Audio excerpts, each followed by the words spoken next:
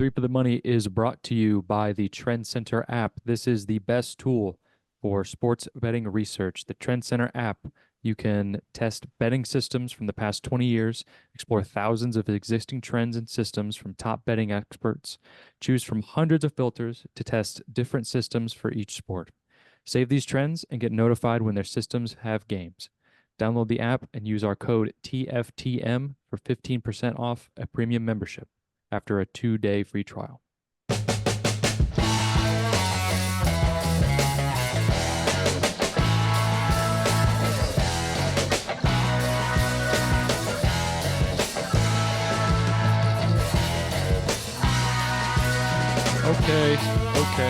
Okay. We're here. We're back. It's Three for the Money.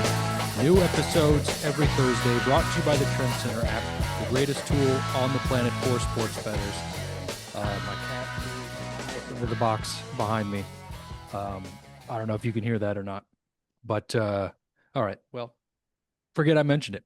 But it's week 15 of the NFL season, and it's where it's coming down to the wire. There's not really a lot of football left. So the only way to treasure these last remaining few weeks of a full slate of football is to bet. Bet it all. Take all of the games. We're not doing that, or at least I'm not. But we are talking about a number of games this week. But first, let's talk about last week. So last week I went 4-3, and I lost my surefire pick. But shout out to you guys for the Jags money line pick, because I double dipped in that game. It ended up going over, but that Jags money line really helped me out. So shout out them, and shout out Daniel Jones for getting horribly injured. Jesus. But yeah, so 4-3, lost to surefire. So I'm only like a little bit in the red from last week. Not too bad. I guess I might be in the green because I also put out the Chargers money line, which I mean I didn't we didn't give that out on the show, but I want to count it because I want to be in the green. So It counts. You 100% count it. It counts. all right, then I'm in the green. Doesn't matter, baby. Kaboom. Yes, the Chargers managed to squeak that one out by the hair of their chinny chin chin. I didn't watch the end of that game, but it worked out. So doesn't matter, baby. Kaboom. Chris, what about you? How was last week? Last week was a lot of fun. Went 8-3, won my surefire, and in one of the easiest surefire wins that I've ever had in the history of this program. I mean, the Seahawks just mollywopped the Falcons. Yeah, it was a lot of fun. Had a couple plus money winners with the Jags, and then also the Chargers, which was even money, but still had a plus sign next to it. So I'm counting it as plus money. Yeah, a lot of fun. 8-3, ready to roll it into this week. And fuck it, why not the rest of the season? So yeah, pretty pumped for this week. Sean, how'd you do? 5-2 in the picks I gave out. Surefire winner. Bears lost by the hook. Fuck Joe Burrow. Bills had that cover all day, but they just let him do whatever they wanted. Me and the boys went to the bar, though, ended up betting Puka TD, and that cashed like 10 minutes after I placed it, so that was tight. Also ended up taking Mahomes interception later that night, thanks to our buddy in the group chat. And that wasn't the only one he threw, but that was plus 105, I think. So not a bad Sunday. I did fall asleep before the Eagles-Chargers game last night. I fell asleep at like 6, but I saw some replays, and shout out James P. Sullivan, dude. Did y'all see that? He had like a career game. 4 interceptions? That's crazy. Jeez. Sounds like a Civil War general. James P. Sullivan, Sully from Monsters Inc. Yeah, I thought that was the Disney I'm not gonna broadcast or lie. whatever. Yeah, I've totally forgot about that. You had my mind in a blend. I was like, Did some Chargers DB have 4 picks? No, they were doing like the Disney broadcast Yeah. with the Monsters Inc. characters, and yeah, I get that now. yeah. I thought that was funny, but you It, it just see was like it was James that P. was Salt just snagging it 4 times. It's hilarious. I thought it was funny. Um, yes, it was quite silly how they kept mentioning the Disney broadcast during the regular broadcast, which have been proven to create some very memeable moments in the past few years. So why wouldn't you? Anyway, moving on. It's week 15, and we're talking about like 6 games. We're talking about exactly 6 games, and then others if we decide to bet them. But the first game, divisional matchup. I think a lot of these are divisional matchups. Uh, I mean, like half of them. I don't know. Whatever. Bills Patriots. The Patriots are home underdogs by 1.5 points. Over under is 50.5. And I'm not going to front. This game has my brain in a mental torture chamber right now. It feels like the Bills can score at will. But am I just thinking that because they played the Bengals and their defense stinks?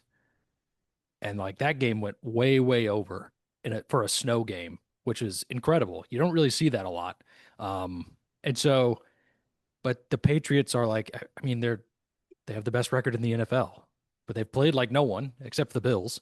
And it's really weird. And I'm also, it feels like there's just going to be more snow because it feels a bit early in the season. I didn't look this up at all. I probably should have. It feels a bit early in the season to have these snow games, so which makes me think that there's just going to be more snow, which then puts my brain in the mode. It's very reminiscent of that Bills Patriots game like 2 or 3 years ago when Bill Belichick was still the coach, and he just ran it up the middle the entire game, and they couldn't stop him. And the Patriots won that game, even though the Patriots sucked that year. So it's I don't know. I don't know. I have an idea of what I want to pick, but I also don't. So I want to hear from Sean. What do you think about this game? You're muted. muted. My fault. First impression, I want to take the Patriots here. Home dogs. But I really think the best play is the over at 49.5. Buffalo's defense is just dog duty, absolute cheeks. They just kind of let Joe Burrow do whatever he wanted to last week. Um, since he put up 25 first downs and averaged 6 yards per play, um, that's not just bad. That's like Drake, May might actually have a day bad. Um, and like this is like also, but if the Pats, get up, Josh Allen is going to go full God mode again, and in the best way possible. And this is just kind of like where he plays like FU football. I'm scoring every drive. You never know when it's coming, but when it hits, it's points, points, points. They're just flooding the board. Um, I understand divisional games can get ugly. They can be slow. These teams are still fighting for the AFC East, and both offenses have juice. If Buffalo gets rolling, New England will have to answer, even by accident. And I did look up the weather, as you mentioned it. Clear skies. Going to be a beautiful, beautiful Sunday in Foxborough. It will be a high of 31 degrees, but that's pretty normal for these two teams. Also, I've got receipts from our friends at the Trend Center. Patriots at home with rest advantage. Overs since 2012. 21-4-1 all time. 9-1 in the last 10. Funny enough, the most recent win was against the Bills. And also, there's another one. Bills with rest disadvantage. Over since 2008. 31-18-2 all time. 6-3-1 in the last 10. So bad defenses a QB that can just break the game open by himself. Two offenses fighting their division, historical trends, screaming for points. It's points, over 49.5. Chris, what you got? Well, first I'll say I'm going to double dip with the over, but I'm also taking the Bills money line. Uh, New England can't win them all, right? Like they have to lose at some point. You'd think so. And like you said, they haven't played a good team since the Bills. Bills got to be looking for advantage, and I know it's like the oldest cliche in sports. It's hard to be a team twice. I think it's even harder when the other team is really fucking good, like the Bills are. So I think the Bills get revenge here. I think they win, and yeah, like we mentioned, I know the Buffalo defense is terrible. New England has the worst red zone defense in the NFL, dead last.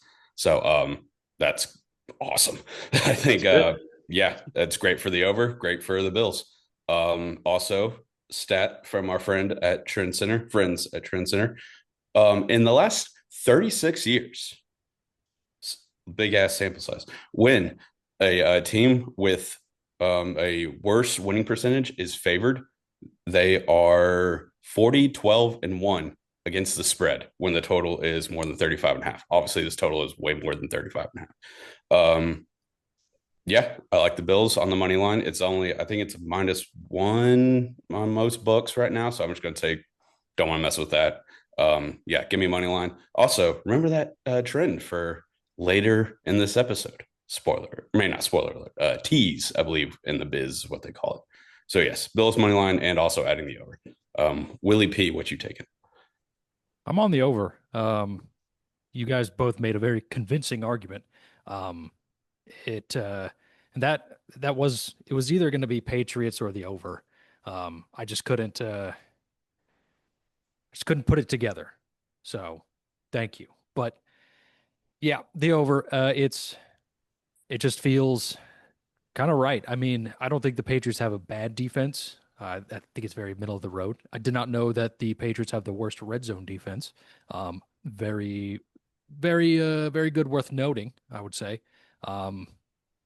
That's kind of all I got. Yes, Chris.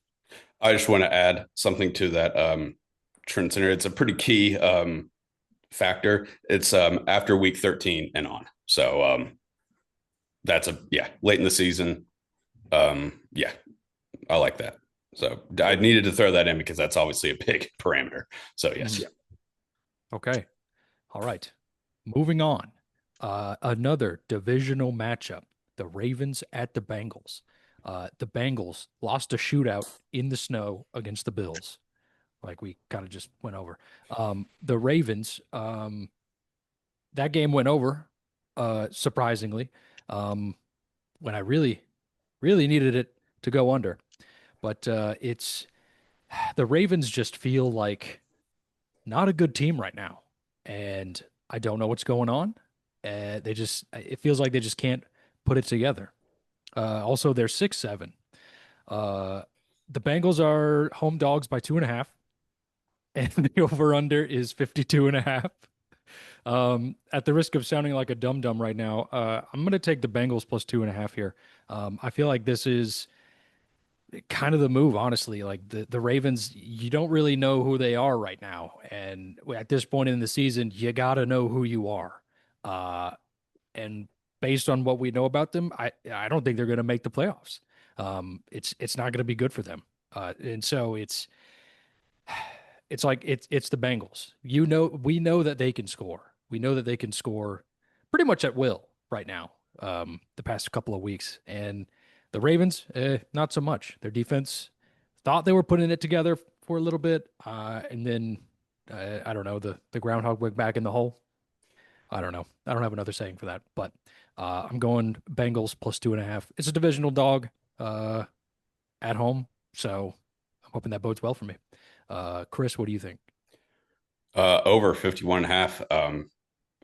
We touched on, or you said Bengals played in a shootout last week. I think it's another one. I took the under last time these two teams played on Thanksgiving. It hit, but that easily could have gone over. Lamar Jackson had 3 pretty crucial turnovers. One, I believe, in the red zone, or at least in Bengals territory when they were driving. I don't think the Bengals can force 3 more turnovers again. So, yeah, give me the over. Both these defenses suck. And the QBs, while yes, Lamar and the Ravens offense is not good right now, he still has the talent to torch a bad defense. So yeah, over 51.5. The total has gone over in 6 of the last 7 times these two teams have played. Obviously, that one being last or 2 weeks ago, 3 weeks ago, whenever, Thanksgiving. So yeah, over 51.5 for me. Sean, what are you taking? I Ravens just look off right now. Odd makers have them at 2.5-point favorites. I kind of fail to see why, especially on the road. Baltimore just lost to a geezer with a broken wrist, while the Bengals just put up 34 on the Bills and at one point led, but pretty much went toe to toe, score to score with the Bills. I don't really get why this market values the Ravens this much. But my biggest issue isn't with the full game. I think it's just how Baltimore starts. They've been brutal in the first half. So I will be taking Ravens team total first half under 13.5. They are just 1-12 in their first half season or team totals this season. The Oof. worst in the NFL by an entire mile. Even if you go back to last season, they were just 5-8 in this spot. So they like to start slow. They just really it's not a fluke. I mean, honestly, this is just how they do. It's just like they cannot get out of their own way in the first half. They have to figure it out. But yeah, give me the Ravens team total first half under 13.5. Kind of greasy, but I love it. All right. Gotcha. All right, moving on. Next game, another divisional matchup, the Chargers at the Chiefs. The Chiefs are also 6-7. The Chiefs are favored by 4.5. Listen, it's right there. This is the only I week know. I get to It's say fine. this. The Chiefs are favored by 4.5 points, and the over-under is 41.5. The Chargers squeaked one out against the Eagles, but the Chargers, it feels like they're just beat up, which is pretty common for them the past couple of years. So the Chiefs look bad. Going up against the Texans defense, it's great defense, but at the same time, that last game kind of just felt like everything that used to go the Chiefs' way went the opposite. Like a drop here, a drop there, a call. Like nothing's really kind of kicking for them right now. And uh I think the window is still kind of open for them to make the playoffs. Uh as crazy as that sounds. But it's a very tight window. It's a very tight window. The Chiefs being favored by 4.5 it doesn't feel right to me. Um I will I'll let Chris I want Sean. to go. Oh, yeah, I want to go first because I Okay. got some things to say. Okay. I hate this game. I hate this matchup. I don't want to pick a side. I don't want to pretend like there's even a side to pick. Um, I don't have a pick for this. I just kind of want to talk this out. This is just like the Chiefs' worst season since in the Mahomes era, and they're still sniffing the playoffs. That's crazy. In their last 10 games, the Chiefs have been favored 9 times, despite how bad they've looked. They are 3-6 against the spread in those games. And in their last 26 games, Kansas City is just 9-17 against the spread, losing just five straight. They've just lost 5 straight. Yet they still have an 11% chance to make the postseason, which terrifies me because this is like right when you think that they're cooked. This is when Mahomes goes full supervillain. So I did find this stat for when Mahomes throws for under 200 yards, the Chiefs bounce back the very next game. They are 11-4 against the spread. And teams facing the Chiefs on short rest, Um, they are 4-19 straight up, 8-15 against the spread. The Cowboys were one of the few teams that actually beat them outright in this spot on Thanksgiving. But let's flip it to the Chargers real quick, who are 9-4, coming off an OT win against the Eagles. Sounds kind of cute, They beat the Eagles until you look at who they played. They played the Raiders, the Jags, who smacked them, Steelers, which I guess you could make a case for now that they're leading the division, Titans, and Vikings. And that Vikings game was when Carson Wentz got hurt. So yeah, they're winning, but it's just cupcakes and chaos at this point. And Justin Herbert as an underdog is straight money. 16-12-1 against the spread as a dog. 12-6 on the road or neutral site. And when he's a dog of 3 or more, he is 12-6-1. And if you push it to 3.5, 4, he's 11-2 against the spread. So this game is my nightmare. Chiefs can't cover, but bounce back after bad performances. Mahomes on short rest is deadly.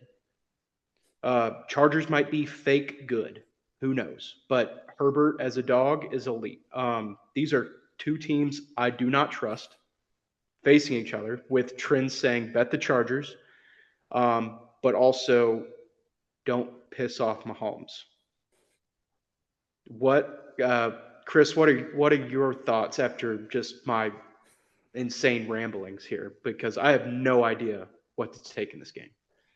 I mean, I kind of I get where you're coming from, especially picking a side. I don't want to do that, so I'm not. I'm taking under 42.5. Neither offense is good. Obviously, the Chiefs' offensive struggles have been well documented. The Chargers' offense is also not really their fault. They're hurt, but it's bad. It's not I know they won that game against the Eagles. They did not look good. Jalen Hurts on offense, they did not look good. Hurts had 4 turnovers in regulation, including 2 on the same play. And they still barely won in overtime. That offensive line is Swiss cheese. Herbert has no time back there. They can't run the ball at all unless it's Herbert running for his life. I think Chiefs are going to be able to get after him. Chiefs have a really good defense at home. Mentioned that last week, and defense played fine. I know they allowed 20 points, but they played well enough to keep it under. So yeah, going back to under 42.5, a late season divisional game. These are usually tight, usually low scoring. So yeah, I struggle to see them scoring more than 6 touchdowns in this game, under 42.5. Will, you got anything? I'm also on the under. All right, let's go. The Chiefs, I mean, putting it together on offense for them seems very not great for them in these past few weeks. And the Chargers, they're beat up. I think they've had. They were talking on the broadcast about how many offensive line combinations that they've had, and it's just a tremendous amount. Yeah, that's a lot. Yeah, and so they're both. It feels like both of these teams are going to really lean on the run in this game, and it's going to be cold in Kansas City. This time of year, it's fucking -2 degrees. I didn't look that up. Don't quote me. But it's going to be. I just know it's going to be cold. And for that reason, I'm taking the under 41.5. That's kind of all I got, unless it's not. A little teaser for later in the show. I have a stat later, but Sean, does that help? Well, that little teaser, yeah, a little bit. Okay. I guess I'm on the under. Kickoff, it's going to be 20 degrees. Sounds pretty cold. Pretty sunny though. No clouds. Clear skies. Yeah, this game sucks though. I mean, you guys know where I'm coming from with this. If you were to pick a side, gun to your head, you couldn't do it. I mean, if I had to, I'd probably pick the Chargers. because Yeah, if like I it just feels like the Chiefs can't cover more than two. I don't in like it's a divisional game. A lot of crazy things happen. This is as back up against the wall as you can get, though. It'd be the Chargers. I mean they can It's still win, but I don't I know yeah, that's back true. against the wall, this is when Mahomes kind of does his thing. But also like you said, like it seems like every bounce the Chiefs have gotten the last however long Mahomes has been the starting quarterback, they're just not getting. In fact, they're usually going the opposite way. So yeah, if I had to pick a side, it'd probably be Chargers plus 4.5. But I mean, I can see the Chiefs. They can still win and obviously and not cover this game. I could see them winning by 2. But yeah, I want no part of it. Obviously, that's why I take the under. Yeah, I mean, I said in like week 3 that I wasn't gonna pick sides in the Charger in the Chiefs games anymore. So I guess the under is my only option because I'm definitely not betting this over with the way that the Chiefs are playing and the way that Mhm. the Chargers are all banged up too. Like, God, this Hmm. game stinks. This is like a very important game, and this game stinks. Yeah. Yes, both of these teams kind of stink. But hey, that's football. Anyway, That's moving on. football. Uh, Packers at the Broncos. The Broncos are home dogs by 2.5 points. The over under is 43.5. The Broncos, did they play last week? I can't Yeah, they even. The Broncos, yeah, beat the Raiders by a touchdown. Okay. didn't cover. Um, Didn't cover, no, because the- they can't win by more than a touchdown. They're physically incapable. Mhm. right. Packers beat the Bears. Where we talked about on this show, if the Bears end up winning this game, they're for real, for real. Uh, but they didn't, so they're not. Um, but I don't think they're not totally. It's just kind of like this is kind of like a curse thing at this point, honestly. Um, and I guess I should have looked at the schedule, see if they play again. Because I think they do play again, the Bears and the Packers, if I'm not mistaken. I could be mistaken. Anyway, let's get back to this game. Um, I guess I'll go first on this one. I think if you give me the Broncos at plus money, plus the points, I think I gotta take it. Like honestly, right now with how inconsistent the Packers are, it feels like uh yeah, they win these games that like actually matter. But it kind of feels like it's just really inconsistent. And the only consistency we have in this matchup, at least from my point of view, is the Broncos play with their food, but they do squeak it out. And for that, I'm taking the points here. I'm taking plus 2.5. It feels like they're kind of just giving this to me, which now that I'm saying it out loud feels like a rat line. Um, but it's too late. It's already circled on the paper. Um, Broncos plus 2.5. That's kind of it for my analysis. Uh, Chris, what do you think? Will did it in pin, so he can't erase the circle. Yeah, sure. um, I'm taking the Packers minus 2.5. I don't love it, but I just think they're the better team, and like almost in every position you could argue. That also this time of year is usually when Jordan Love and this offense kind of get it together and play really fucking good. Obviously, the defense is great. Uh, I just trust them more than the Broncos. I know Broncos as a dog, it's a much different story than when they're a favorite. But I mean, they've been playing with fire a lot lately, and I think they get burned here. We can take the Packers minus 2.5. I mentioned that the trendsetter stat as a road or not road favorite, but as a favorite against a team with better winning percentage. This is the other time. So yeah, Packers minus 2.5. I just think it's going to be a very tight game. But I like anything under a field goal. I'm taking Packers. Sean, did you give your pick? I did not. All right, what's your pick? Uh, I'm on the Broncos, straight up money line. They've won 10 straight, or 10 overall, 10 straight, correct? I don't Or know. just, Yes. okay, I think it's 10 straight, but they've definitely won 11 straight at home. going back to last season. They're outscoring their opponents by 15.5 points per game at Mile High. They're tied for the best record in the NFL at 11-2. Being listed as home underdogs in this just doesn't make much sense to me. But they've piled on a league high of 55 sacks. And I think that pressure is just going to go straight at this young Packers offensive line. And they just kind of want to run the ball, maybe project Jordan Love a little bit. Denver, I think they have the talent to neutralize Green Bay and Jordan Love during his Toyota-thon surge. If you guys don't know about his Toyota-thon stats, I can find those a little later. There's Toyota-thon stats? Oh, yeah. Jordan Love is like really fucking good when Toyota-thon's going on right now. I thought that was just a joke. No, it's No. not saying a in joke. passing. It's kind of what It's I not a don't know. joke. I don't know the numbers exactly, but it's kind of what I alluded to. Like late in the season, this offense really gets going, and Toyota-thon is always like early December for however fucking long. I don't know.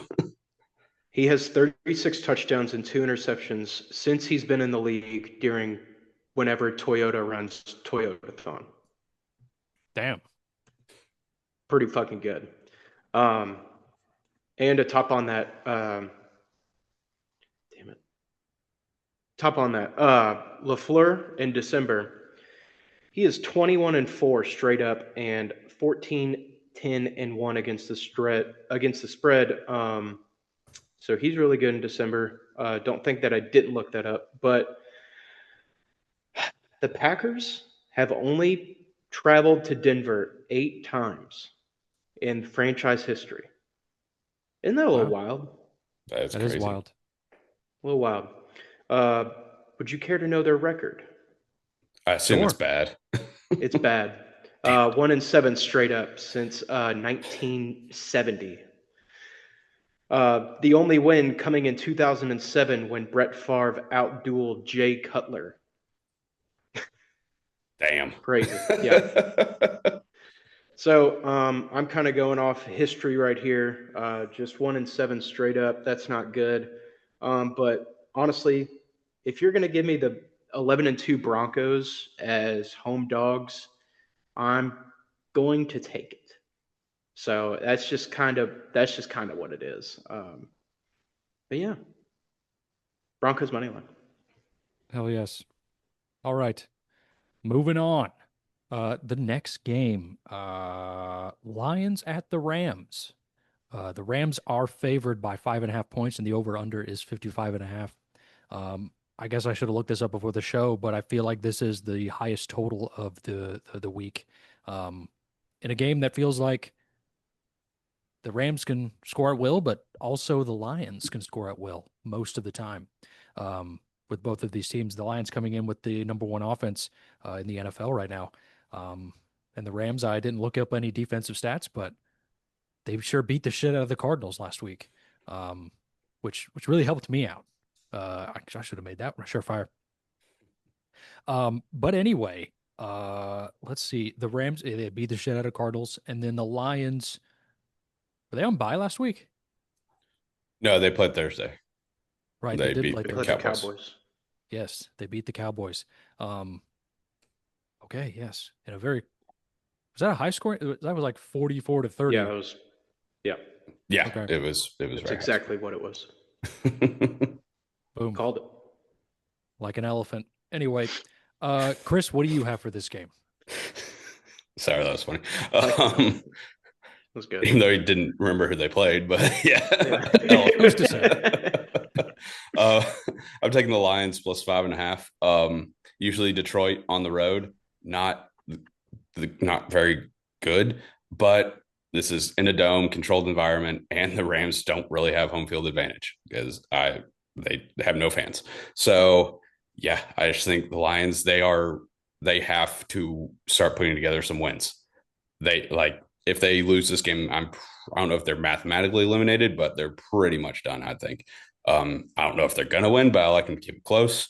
This is also, like last week, another Utah, give me 2 stats from the Trend Center. Since 2012, Road Dogs coming off a win versus a team who just put up 45 plus points are 29, 12, and 1 against the spread, 9 and 1 in the last 10. Also, Jared Goff as an underdog at 4 plus points since 2022 is 9, 1, and 1 against the spread. So, do or die spot for the Lions. I know this is a big game for the Rams too, fighting for division crown, even though I guess this is in divisional games. So I don't know if that really matters. But Lions got to have it. So I like them to keep it close. Potentially win outright. Probably won't sprinkle money line, but yeah, definitely plus 5.5. Sean, what are you taking? Lions plus 5.5. You took the words right out of my mouth. I did find another stat. Chris took some of my stats that I had written down, but when Sean McVay is favored by 3 points or more at home versus teams above 500, the Los Angeles Rams are just 7, 11, and 1. Getting a call right now. I don't know who you are. Sorry. But yes, you can say that the Lions defense is shaky. I think it might actually help us because I did find another stat about this. The Lions, when they have allowed 30 plus points in back-to-back weeks, first to Green Bay on Thanksgiving and then to Dallas, Dan Campbell has been money after these defensive lapses, going 17-8 against the spread after allowing 30 plus points, including 6-4 against the spread with Detroit. Yeah, it's just big number, angry team, profitable trends. Let the Lion feast. Lions plus 5.5. Will, what you got? That is a lot of points for the Lions. So I don't hate that pick. However, my pick for this game is the over 55.5. It feels like a lot of the times when the over is set so high that it cruises. That's what it feels like. I didn't look that up. I probably should have, but I didn't. And so for that reason, I'm taking over 55.5. It does feel like both of these teams score at will, no matter how good the defense is on the other side of the ball. And I like the over. I want to have some fun. I've been betting the Rams a lot lately, and for the most part, it's been working out.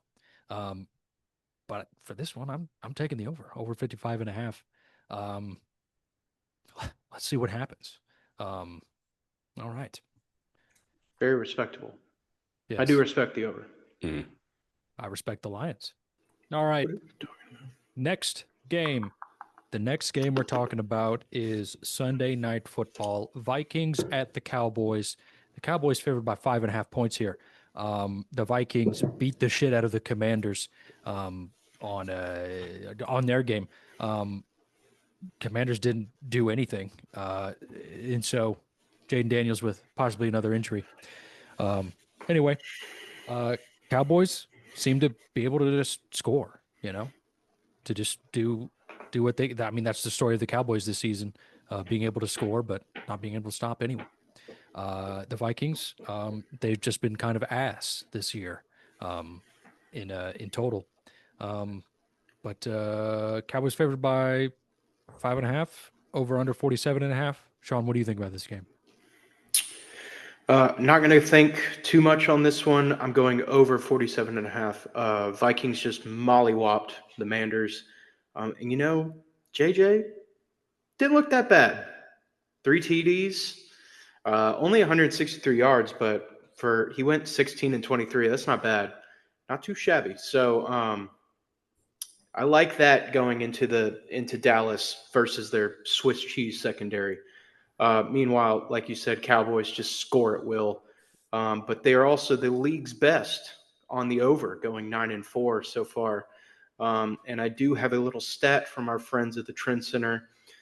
Dak is a home favorite when the over-under is less than or equal to 48, going 23-4 in the last 7 years, going 9-1 in the last 10. So give me the over at 47.5, please, and thank you. Will, what do you got? I'm also on the over. I mean, it's just math, If the Vikings can score 30 points and the Vikings can score like, almost 30 points. It feels like this game is just going to go over, It's just math. Math is power. I don't know if you guys know that. Um, that's really all I have on this game. I don't really have anything else. Chris, what are you That's laughing at? I love that. It's just math. If both teams score a certain amount of points, it's going to go over. It's like, yeah, that you could say that about every game. I'm trying to make it entertaining for the people. I was laughing at Coda's silhouette Oh coming yeah, in the that was door and funny. then picking up Sonny, and I was like, but yes, very astute observation, Will. Yes. Astute. Yes. Chris, what do you have for this game? I got the Cowboys -5.5. Yeah, 9 looked really good last week against the shitbag Commanders. The Cowboys defense, obviously, they're not the 85 Bears, but I think they're leaps and bounds better than the Commanders. I don't think Washington's even trying at this point. I think JJ kind of comes back to earth. Also, Minnesota has not been able to put together 2 solid games this season. They are 0-4 against the spread after a win in 2025.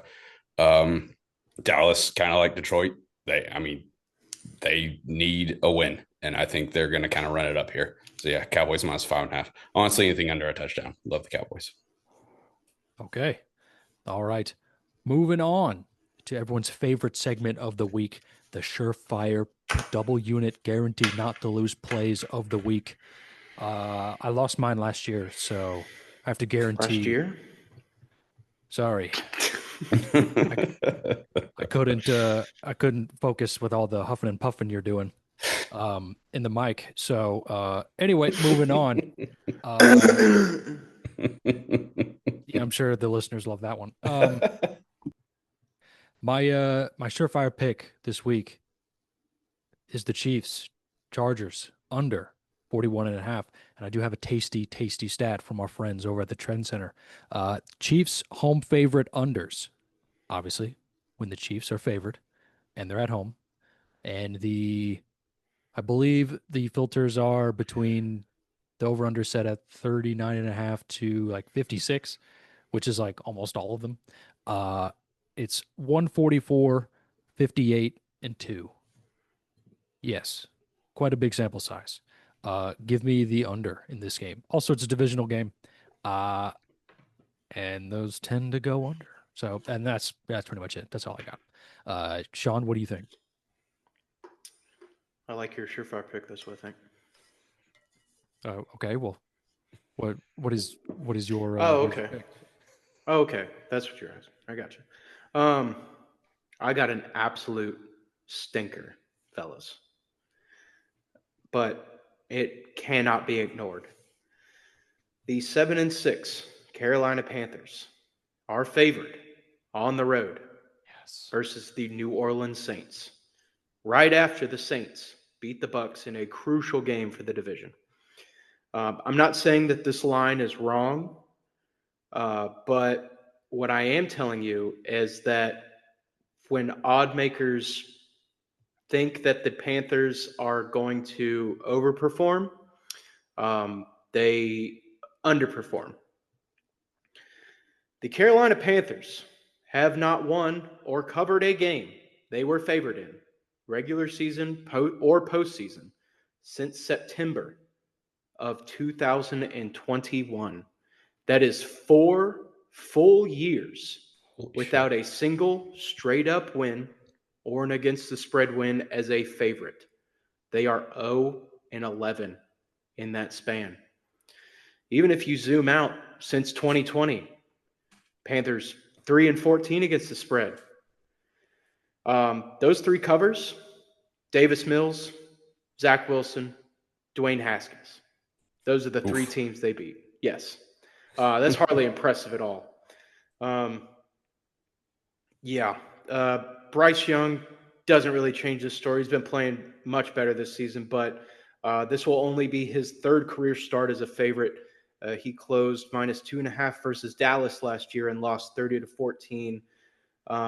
Earlier this season, he closed at -5.5 at home, also against the Saints, and lost 17-7.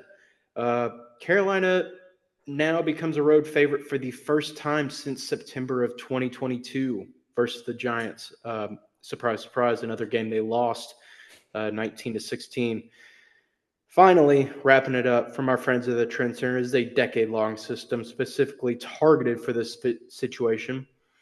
Fade the Panthers as favorites versus bad teams over the last 10 years. This is 24-0, 100% win rate, 90% ROI. It's a straight-ass line, homie. And also, that includes the cash earlier from this year versus the New Orleans Saints. So give me the Saints plus 2.5 as my double unit surefire guaranteed play of the week. Chris, can you get stinkier? I believe I can. Oh, no. I don't know about stinkier, but it's as stinky. First of all, adding Saints plus 2.5 to my card. Second off, the Indianapolis Colts are in a bit of a pickle. Jesus Christ. They don't have a quarterback. Obviously, Daniel Jones towards Achilles. That's bad. Riley Leonard is week to week now with something. I don't know what but I know he's hurt. They're working out Phillip Rivers. I don't know why. I guess he's a body they can put back there.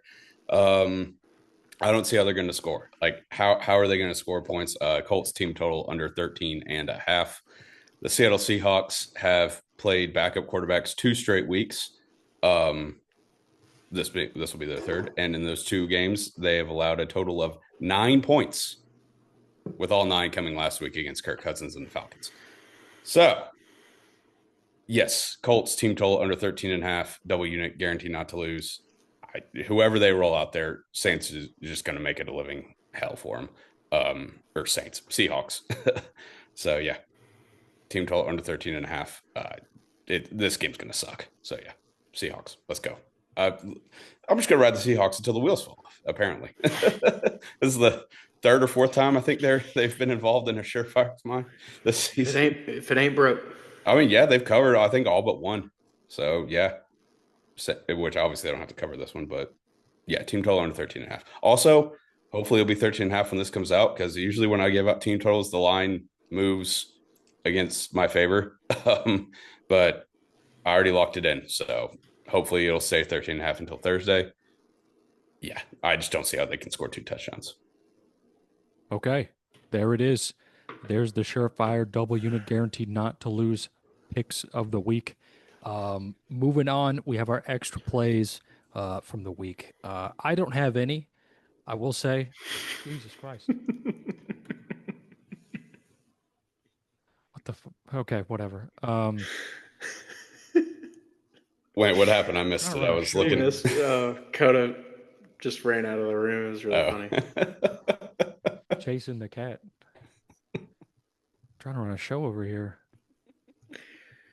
Really funny. What's that? Sunny. It's a Sunny bowl. A bowl. With a cat cool. in his whiskers. There it For is. the listeners at home, not the viewers. Yep. All right. Extra plays, Will. Extra plays. Yes. Extra plays. I don't have any. I was really, really thinking about taking the Panthers. I'm not going to front. They're just scrappy. I like them. I probably wasn't going to do it. I don't have it written down, so it's not set in stone, obviously. But that's all I have on that note. Sean, what are your extra plays? I don't have any at the moment because none of these games matter. And they're kind of not worth my attention anymore. Do you know what I mean? I know exactly what you mean. Yeah. It's these games, the games that we didn't talk about suck. Yes. So I really only bet the Titans last week just because it was a crucial game, like for the franchise to beat Shedeur Sanders. That's it. And Luckily, they won outright. But yeah, I don't have anything else.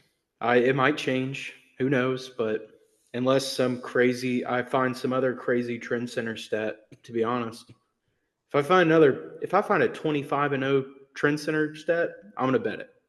That's just what it is. But yeah, for right now, that's it. I got 7 games. Fair enough. Chris, do you have any other extra plays? Yeah, well, Saints plus 2.5. I added after Sean's excellent explanation, but yeah, I only got one more other than that. It's Bears minus 7.5 against the Browns. I know Shador played well. He still lost outright to the 1-11 Titans at home. That's bad. Like, that's really, really, really bad. I don't think he's going to play that well again. Obviously turnovers were pretty much the reason that the Browns lost that game. And that's kind of what the Bears have been thriving on all season on defense. So it's kind of like a bend, don't break and cause turnovers. So I think they'll probably get, I'd say, at least a couple on this one off Shador. Also, the Browns defense they're supposed to be like the backbone of this team. They have been for the last few years. Again, the 1-11 Titans hung 31 on them. That at home, that's very bad. On the road, this defense really all season has not been good. They're allowing 28 points per game away from Cleveland. I think Chicago, they're obviously coming off a loss and they're going to take out some frustration. Again, if the 1-11 Titans can run it up against this team, I think Ben Johnson and Caleb Williams can find a way to win by more than a touchdown. So yeah, I think the Bears they're pissed off. They need a win. I think they get a bounce back win here and run it up on the Browns. So yeah, Bears my 7.5 only an extra play. That sounds like easy money. I might add that. Yeah, everyone is just, and I know, and he did play well. He threw for like 340 yards, 4 touchdowns. He did. I'm not saying he played poorly. He played very well, but it's against the worst team in the league at home. The Titans. I think we're crowning him a little too early. And I know that's kind of the narrative. And he was a 5th round pick, so it's not like he was supposed to be good. But I mean, the shade though. If we can talk about anybody who is a 5th round pick and you'd be like, oh, cool. He lost outright to a terrible, terrible team. But because he's Shador, we're like, hey, this guy, look out. No, Yes, been seeing a lot of people on X and various other platforms riding his dong about this performance he put on, but they seem to forget he didn't succeed in the most important stat. Winning. Lost, and it's not. And the Titans' defense is ass. Let's not be like, hey, they're 1-11, but the defense isn't half bad. Kind of like last year that was sort of the narrative around the Titans. But I mean, this defense fucking sucks. So it's like if he didn't throw for 300 yards, especially when you were trailing for most of the game, so you kind of have to throw it. Like, yep. Yes, he played well, but I just don't see it happening 2 weeks ago. Yeah, I was on X today and saw a comparison between Shador's first 3 games and Tom Brady's first 3 games, and how Shador was much better than Tom Brady in his first 3 games. And I was like, what are we doing? What about Peyton Manning in his first 3 games? Yeah, like compare him to any other quarterback first 3 games. Like, it's not. I don't know. It's just like the glaze is just so. It's just so thick. Like it's just like, ugh. You hear people talk about how we played, and you're like, oh, the Browns won by 2 touchdowns, right? No, they lost outright. Yeah. So yeah, I mean, I get why they're doing it because it's Shador and everyone. It's all the people who are like, hey, like he's going to be good. Stop shitting on him, and he actually plays well for once. So they're like, hey, like this is what I've been saying. I just think we need to pump the brakes here. I also think that the public could be all over. They see Shador, who just played well, catching more than a touchdown against like a Bears team who, I won't say got exposed, but finally played like poorly for the first time this season, or at least in a long time. I just don't see it. I don't see how they're going to hang with them. Yeah, the Bears definitely came down to earth a little bit. But Against an amazing Packers team. yes. But Shador is 1-2. He beat the Raiders. Congratulations. You should beat the Raiders. We didn't. Didn't score double digits against the Niners, who are hurt to all hell. Don't have anybody at home. Also, and then you lost to the Titans. You lose to the Titans, that's just I'm wearing a Titans jersey right now, and I'm like, yo, if you lose to the Titans, you're bad. How many turnovers did he have? Was it 2 or 3? One. Shador? 1. He only had 1 interception. But he had a fumble too, didn't he? He had a fumble? I thought he did. I don't remember that. Because that was the whole thing where after I thought he fumbled, and then all of the Titans defense ran to the end zone and was doing his celebration. And we're like, oh, shame on the Titans for clowning him. It's well, look at whenever Cam Ward has fumbled this season or gotten sacked. Everyone does his celebration right in his fucking face. So and I don't want to say he was the reason they lost that game because their defense did not play well at all, but he played a pretty big part in it. Yes. We did protect Cam pretty well this game. Yeah. Myles Garrett only had 1 sack, the only sack that they allowed, that the offensive line allowed. I was terrified for Cam. And obviously it could have been 2, but I forget who it was, the Cleveland defender who he just put in the earth. And that was awesome. So you're right. I thought, I think the Titans are obviously terrible, but that was the first time where it was hey, kind of got something here, because that was the first time they played a complete football game in years. Hell yeah. I mean, I still kind of think that the Seahawks game was a very complete football game. Yeah, it was about as complete as you could get for what they are against a 10-3 team now. They were that was by far our best game of the season, and we won 2 games. They played very well, but also they were down 21-3 at one point. I know they came back, covered. That was awesome. Yeah. But I think last week, it's kind of splitting hairs here, but sure. Yep, you're right.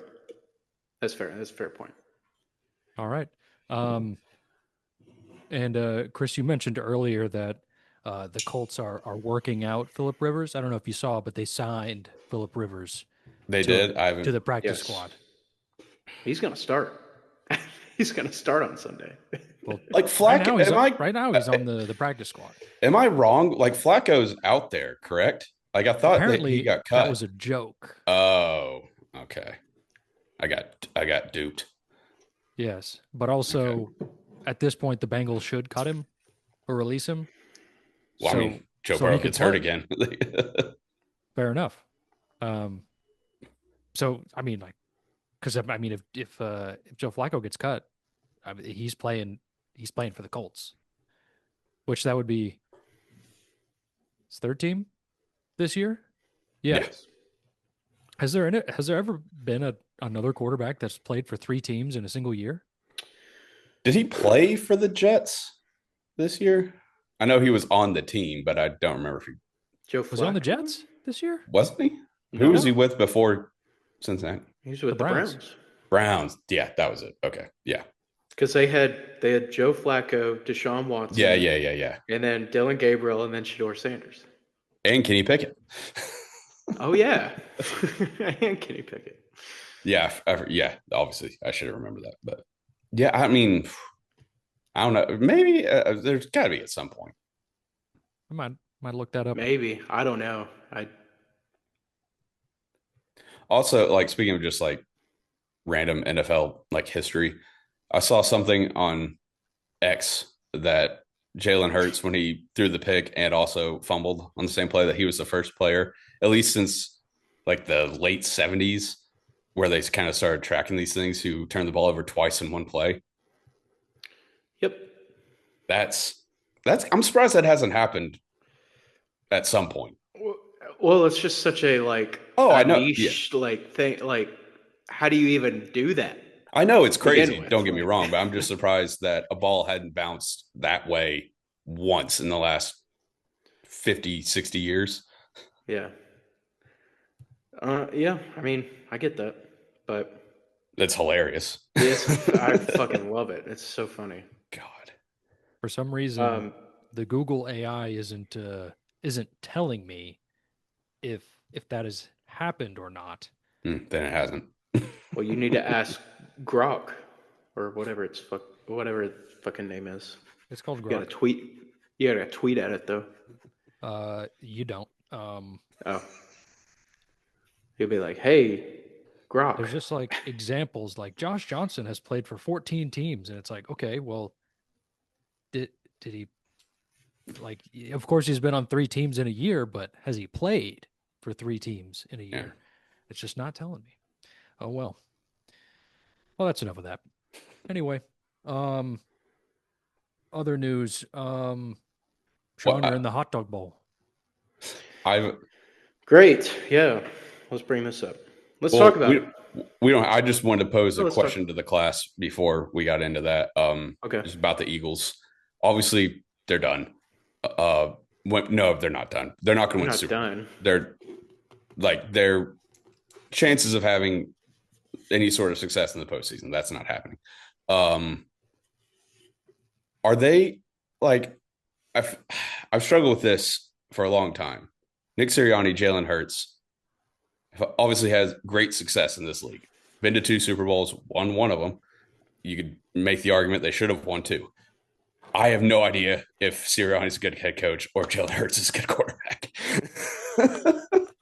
Yeah, it's pretty up in the air until It's like one of them splits off from the other.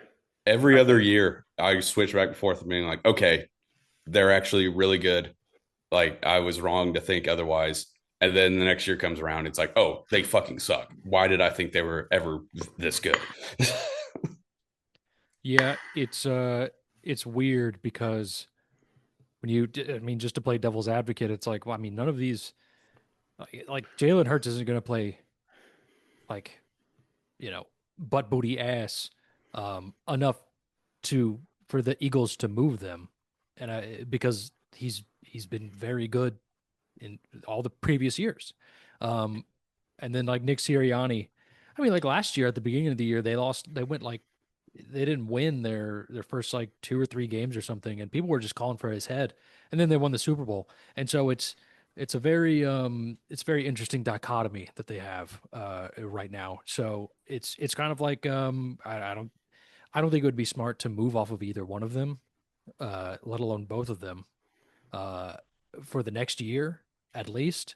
But next year will probably be very telling on what the future is, because it's weird because it's like AJ Brown, like everyone's calling him a diva, but like also like he's kind of right. Like he's like, you guys need to throw me the ball, but also like the guy who's throwing the ball is not that great.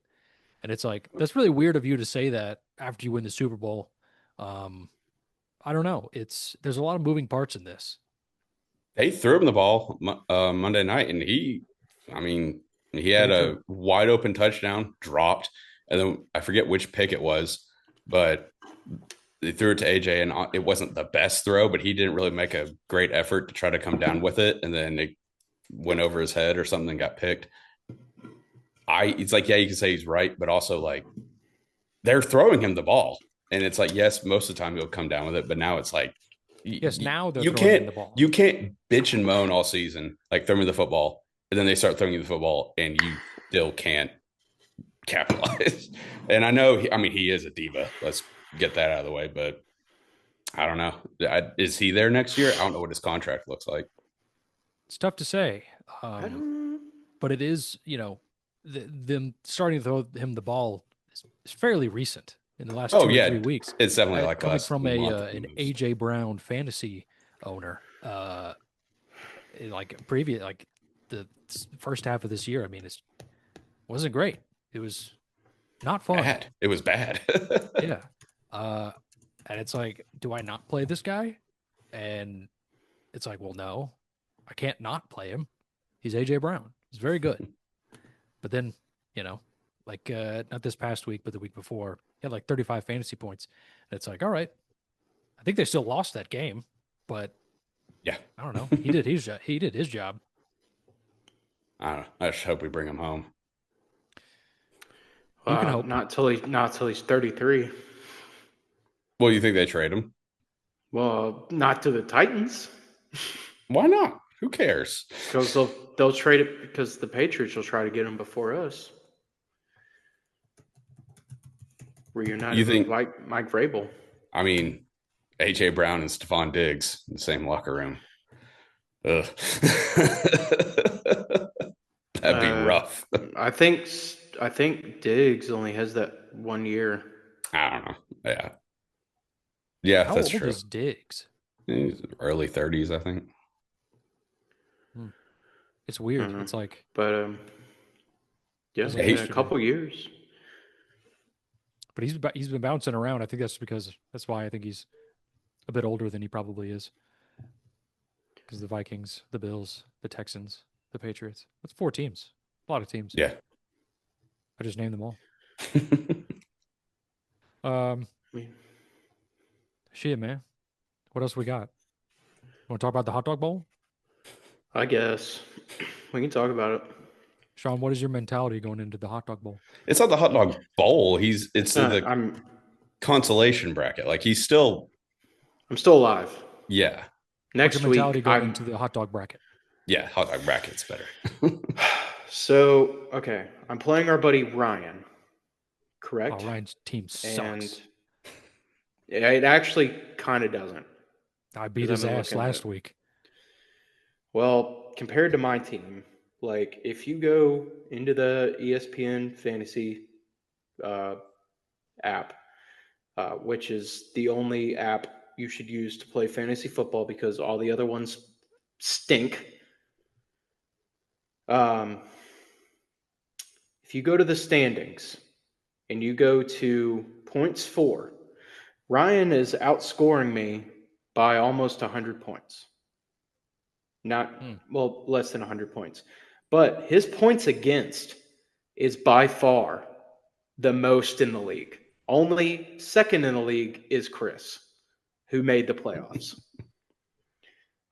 He has 1,700 points against him, and he scored 1,500 points.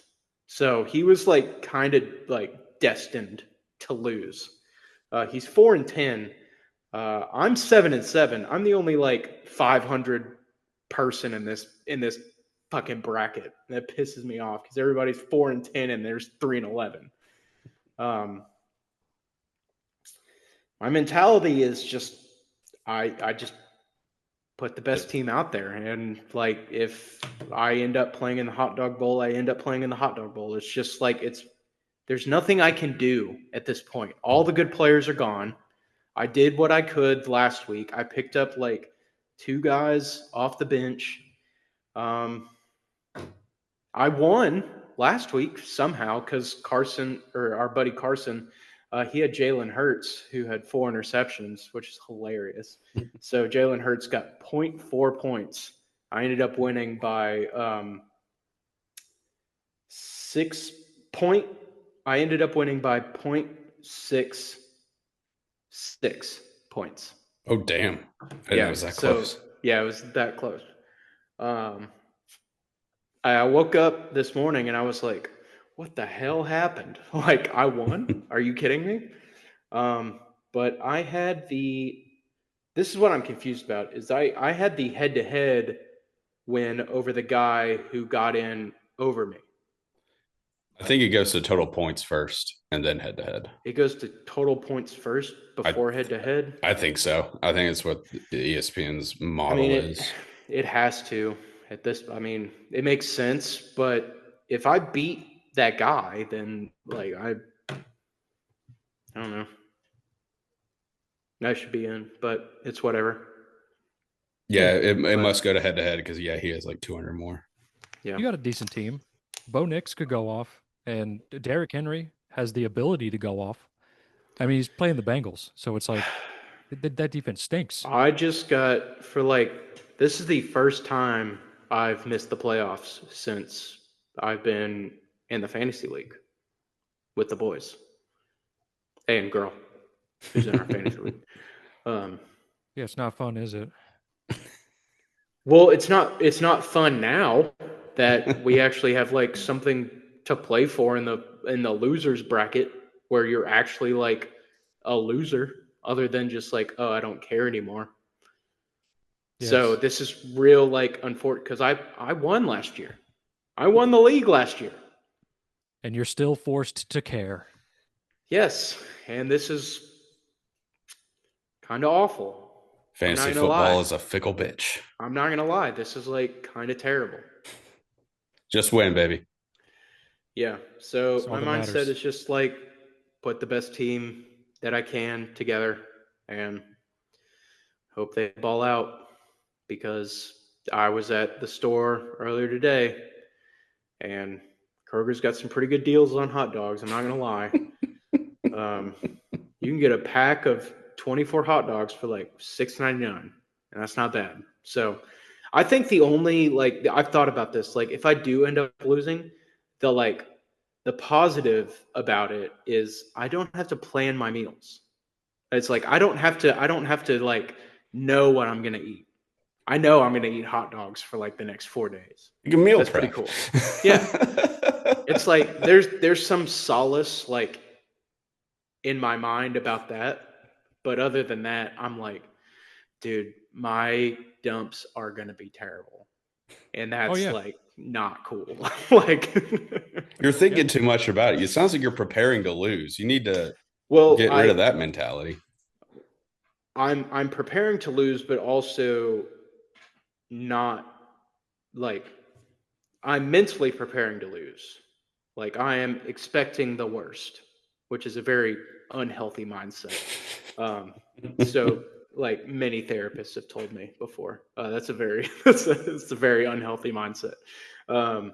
But yeah, so but you can't just be like gun ho. It's like, oh, I'm not gonna lose. You know, like you have to have like some doubt in your mind. Yeah, you're not About it. insane. Yeah, I'm not insane. So I gotta think like if I do lose, then I do have to mentally prepare myself to eat 71 hot dogs. And that is a mental preparation. That's not like just like I'm gonna just go out and do it. That is like, oh, I have to sit down and eat 71 hot dogs for the next however many meals it takes to eat 71 hot dogs. So, yeah, that's my mindset behind it. You'll be all right. Just put some veggies on the hot dog, and fiber's good. But all right. I think fiber might actually hurt me. Like I Why? feel Because like it's I been just so long since you've had a vegetable. no. I'm just saying because like I feel like well fiber makes you dump, right? Well, it helps you dump. It Yeah. doesn't not supposed to make you dump. Sure. But I think it goes both ways a little bit. It turns it into solid. It's supposed to, unless you like eat a lot of fiber, and then you'll get cleaned out. But that's a different situation. But I think on that note, on the dumps, we send her on home. All right. Thank you so much for listening and watching. Really appreciate it. Please like, comment, subscribe. Any interaction with this really helps us out. Follow us on X for updated picks. Check out the Trend Center app. Link in the description. Use the code TFTM at checkout. 15% off a premium membership. The greatest tool on the planet for sports bettors. We're going to use it all season for NFL, NBA, NCAA basketball, NHL, others. Yeah, it's the best. All right, and on that note, three of us. Now let's make some money.